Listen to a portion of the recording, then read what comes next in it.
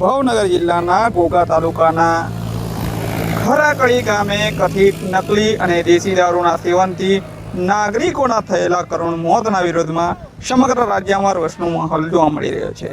આ ઘટનાના ઘેરા પ્રત્યાઘાતો છોટાઉદેપુર જિલ્લામાં પણ પડ્યા છે।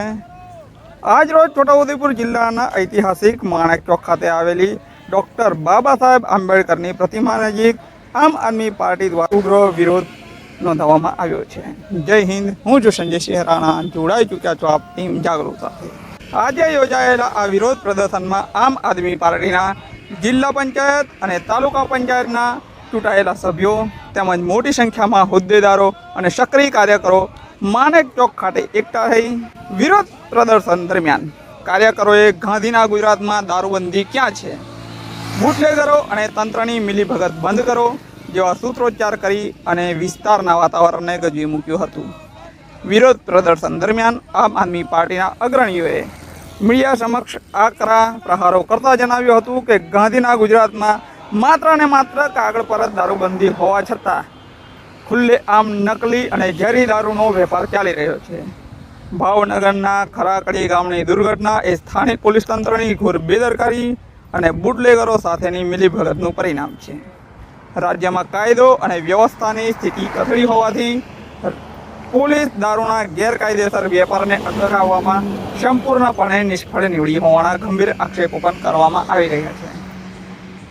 આમ આદમી પાર્ટીના નેતાઓએ ચીમકી આપતા માંગ કરી હતી કે ખરાકડી ગામે નિર્દોષ નાગરિકોનો જીવ લેનારા તમામ નાના મોટા બુટલેગરો, સપ્લાયરો તેમજ તેઓને છાવરનારા પોલીસ અને વહીવટી અધિકારીઓ સામે કડકમાં કડક પગલાં અને કાનૂની કાર્યવાહી કરવામાં આવે। આ કેસમાં ફાસ્ટ ટ્રેક કોર્ટમાં કેસ ચલાવી અને દોષિતોને દ્રષ્ટાંતરૂપ સજા ફટકારવામાં આવે। જોકે આ મામલે યોગ્ય કાર્યવાહી નહીં કરવામાં આવે તો સમગ્ર રાજ્ય વ્યાપી આંદોલન કરવાની પણ આમ આદમી પાર્ટી દ્વારા ચીમકી ઉચ્ચારવામાં આવી છે।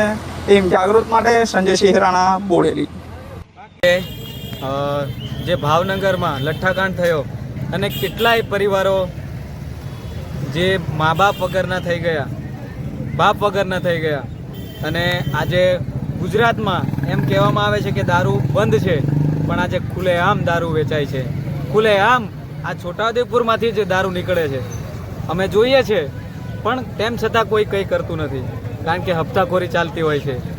ખુલ્લેઆમ દારૂ વેચાય છે, ખુલ્લેઆમ દારૂ જાય છે, પોલીસની આગળ જાય છે, પણ ક્યાંક અમને એવું લાગે છે કે હપ્તાખોરી ચાલી રહી છે, એના લીધે આ દારૂ બંધ થતા નથી। આજે ભારતીય જનતા પાર્ટીના જે નેતાઓ છે એ કોઈ પણ ગુનો કર્યો હોય સરેઆમ એમનો જુલુસ કાઢે છે, એમને રસ્તા પર ઉતારીને એમને દેખાડે છે। તો આ જે બુટલેગરો છે એમને પણ આ રસ્તા પર લાવો અને એમનું પણ એક જુલુસ નીકળે એવું કંઈક કરો તો પ્રજા જાગશે અને પ્રજાને લાગશે કે ભાઈ તમે કંઈક સારું કરો છો। બાકી તમે પણ બધા ઘરે બેસીને જુઓ છો ગુજરાતમાં દારૂ બંધી છે, શું તમને લાગે છે કે દારૂ બંધી છે? આ જરા કોમેન્ટમાં કહેજો। નમસ્કાર, જય જોહાર, જય આદિવાસી। આજે છોટાઉદેપુર જિલ્લામાં આમ આદમી પાર્ટી દ્વારા વિરોધ પ્રદર્શન કરવામાં આવ્યું છે। ખાસ કરીને ગુજરાતની અંદર જ્યારે લઠ્ઠાકાંડની અંદર ભાવનગરની અંદર કેટલાક લોકોનો જીવ ગુમાવવામાં આવ્યો છે, કેટલાક લોકો દારૂ નકલી પીને મરી ગયા છે।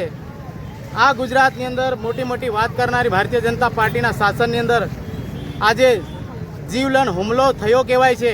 ગુજરાતમાં દારૂ બંધી હોવા છતાં, ગાંધીના ગુજરાતની અંદર દારૂ બંધી હોવા છતાં આજે ગુજરાતની અંદર રેલમ સેલ દારૂનો ધંધો કરવામાં આવે છે।